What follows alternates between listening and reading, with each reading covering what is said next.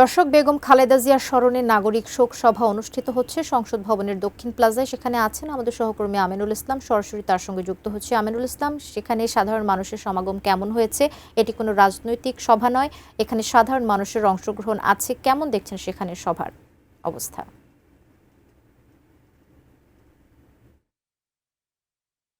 আজকে বেগম খালেদা জিয়ার জন্য নাগরিক শোক সভার আয়োজন করা হয়েছে। নাগরিক শোক সভাটি সংসদের দক্ষিণ প্লাজায়, সেই শোক সভাটি আজকে 2:30টায় শুরু হওয়ার কথা রয়েছে।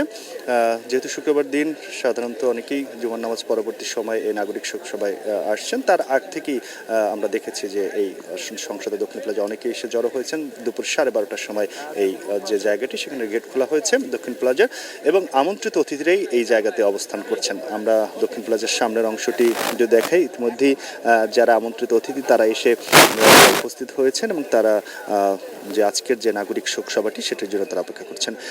আমরা জানি যে বেগম খালেদা জিয়া এর 30শে ডিসেম্বর তিনি মারা যান, এবং তারপরে রাষ্ট্রের পক্ষ থেকে 3 দিনের রাষ্ট্রীয় শোক ঘোষণা করা হয় এবং দলের পক্ষ থেকে 7 দিনের শোক পালন করা হয়।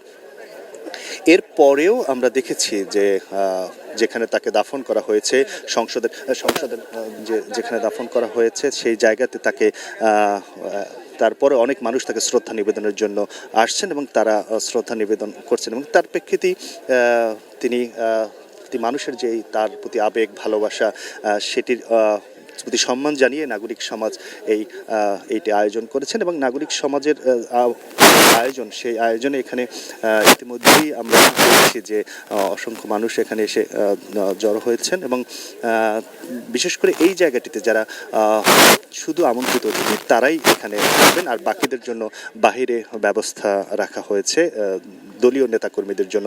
দলীয় নেতাকর্মীদের জায়গাটি এখন তারা যে সংসদের সামনে, সেখানে তাদের জন্য এলইডি স্ক্রিনের ব্যবস্থা করবেন, এবং এলইডি স্ক্রিন দিয়ে তাদেরকে সেই জায়গাটিতে তারা দেখতে পারবেন।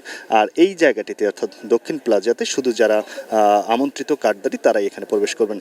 বেগম খালেদা জিয়ার জন্য এটি সব পেশার মানুষের পক্ষ থেকে এটি আয়োজন করা হয়েছে। মূলত পেশাজীবী যেসব নাগরিক রয়েছেন তারা এই আয়োজনটি করেছেন, এবং এখানে দলের নেতাদেরকেও আহ্বান করা হয়েছে অতিথি হিসেবে, তবে তারা দর্শক সারিতে থাকবেন।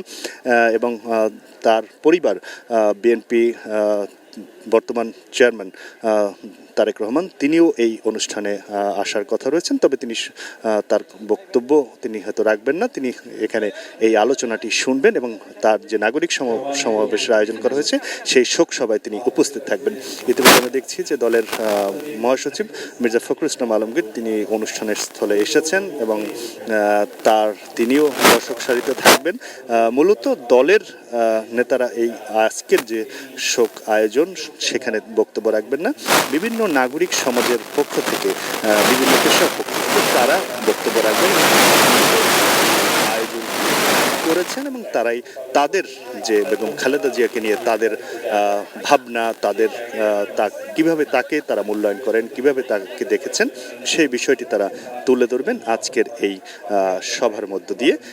ইতিমধ্যেই পুরো আজকের সভাটিতে কালো প্রাধান্য দেওয়া হয়েছে, এবং কালো সাদা নিয়েই এই আয়োজনটি তারা করেছেন। যারা উপস্থিত তারাও এই পোশাক পরেছেন, তারা মননেও সেটি ধারণ করার চেষ্টা করছেন যে বেগম খালেদা জিয়াকে তারা আজকে, যেহেতু এটি একেবারেই শোকে আবহে তারা স্মরণ করতে চাচ্ছেন, এবং তার যে কর্মময় জীবন, তার যে 3 বারের প্রধানমন্ত্রী, বিএনপির চেয়ারপারসন, রাজনৈতিক অঙ্গনে তার যে একটি দীর্ঘ সময় পথ চলা, এবং বাংলাদেশের রাজনীতিতে তার যে একটি শক্তিশালী অবস্থান ছিল, এবং বিভিন্ন রাজনীতির বাঁকে তার যে ভূমিকা, সেই বিষয়গুলো আজকের আলোচনায় উঠে আসবেন, এবং সেই দিকগুলোই পেশাজীবীদের পক্ষ থেকে তারা সেগুলোকে মূল্যায়ন করবেন। তাদের বক্তব্যের মধ্যে দিয়ে তার যে কর্মময় জীবন সেটিকে তারা তুলে ধরবেন।